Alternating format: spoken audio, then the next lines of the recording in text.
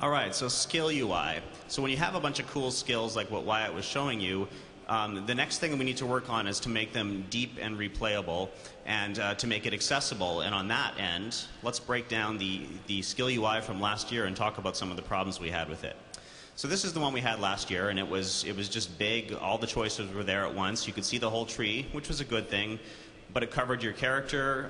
It encouraged people to spend their skill points too widely, and experienced Diablo players know you want to choose fewer skills and spend more deeply into them. It had these 3 different class lines, which were a little bit arbitrary, and we learned that a little bit later. So we took this and we said, okay, how can we make this all more accessible without losing any of the depth?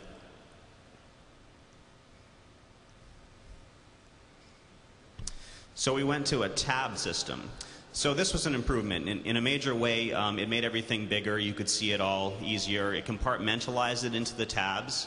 But with all these skill lines, honestly, fitting them all in there to be equal across the tabs, some of the skills were a little bit arbitrary. You still couldn't see all your options at once. You had to skip back and forth between the tabs. And people often, when they're leveling up, actually forgot to check on the other tabs and ended up spending more points in whichever tab they first chose to spend points in. So we went to a list approach.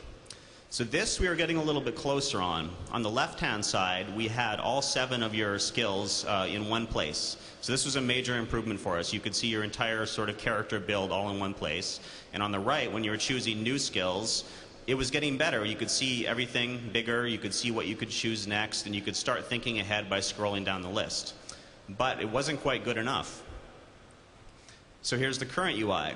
So we kept everything with the 7 skills on the left. And on the right-hand side, we made that whole window a lot bigger, so you could still plan ahead, but you could see all your choices available at one time, making the entire skill UI a lot more accessible, and at a glance, you could see what you could spend. But let's take a look at this in action.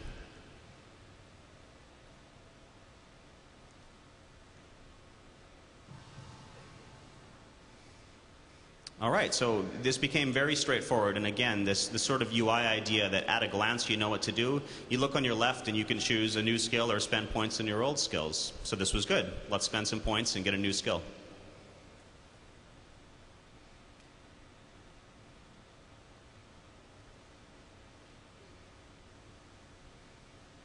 Okay, and so choosing a new skill, very straightforward, and upgrading them is also a lot easier. Frankly, if you see a blinking plus sign, that means you can spend points in it. If there's no plus sign, that means you've maxed it out. Now, a little extra insight into the 7 skills. At the beginning of the game, every skill that you choose has 5 skill points you can put into it, but throughout the course of the game, you have ways to deepen that and augment the skills so that you can spend more points into them. So initially, you know, it's much easier to make builds. It's easier to think ahead. It's easier to respec when you want to do that as well, and you can try a lot of things very rapidly. But there's a lot more to the skill system than just this. So a little bit earlier on, showing you some of the Demon Hunter skills that we're excited about, but we've also been working on fleshing out and getting new skills for the 4 classes that we had already announced. I'll show you some of those today.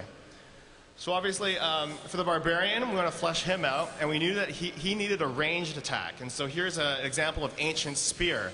Now, we don't want to turn the Barbarian into a ranged class, so this is something that feels very appropriate for him. We want to sell the themes that he's strong, he's tough, he's melee. So we had to come up with, something that felt appropriate for that. Over for the Wizard, we're bringing back another fan favorite. In the same way we brought back Multi-Shot, bring back some Meteor. Meteor was also a really popular skill in D2. People liked it. We liked the gameplay of it. So we brought it back, artified it up, and I'll tell you right now, when you get some runes in Meteor, that's like just, it's 5 times the fun.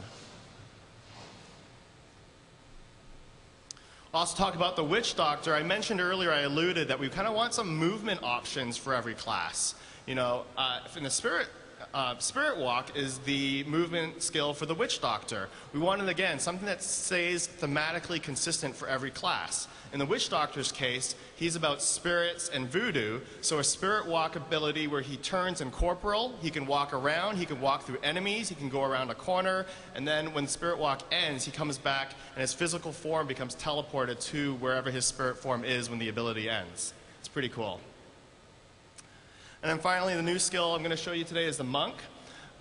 This particular skill is called Wave of Light. He summons a mystical bell that actually he shoots out as a range. It's kind of a combination of a melee and ranged attack. One of the things I really like about this skill is we need to differentiate the barbarian from the monk. They're both melee classes.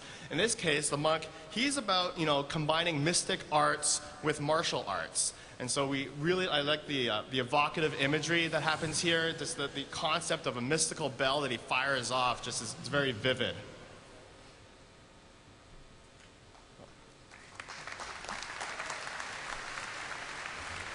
All right, back to me. So I'm going to tell you about a new system that we've added into Diablo 3 in the last year. It's called traits. So what are traits? Well, essentially they're passive skills. They are ways that you can customize and modify and essentially kind of role play with your character and diversify your character builds. So you gain them as you level up. It's basically every other level. You don't get a point every level, but I think it's every odd numbered level you get a trait point. And really the goal of these is to alter your core attributes and aspects of your character. So if you have a barbarian and you want to be stronger, there's a trait for that. If you have a wizard and you want to focus a lot more on elemental skills, you have a trait for that. So, and a lot of it is also to take the opportunity to add flavor to the game world. So every trait has, in addition to just instructions on what it does, it has a little excerpt of some flavor text that tells you about the world, and it also is designed as a skill to sell you something about your character and your class. So I'm going to give you some examples of that. So here's a trait example for the barbarian called Inner Rage. So this highlights something really important about traits. They're not universal to all classes. Every class gets traits that are unique to them. There's some that carry over where it makes sense, but for the most part, they're very unique to each class. So we want to sell the idea that the barbarian not only is an angry dude, which you probably have figured that out already, but that he actually gets power through his rage. And so we have a cool name for it and also some text that kind of tells you about that.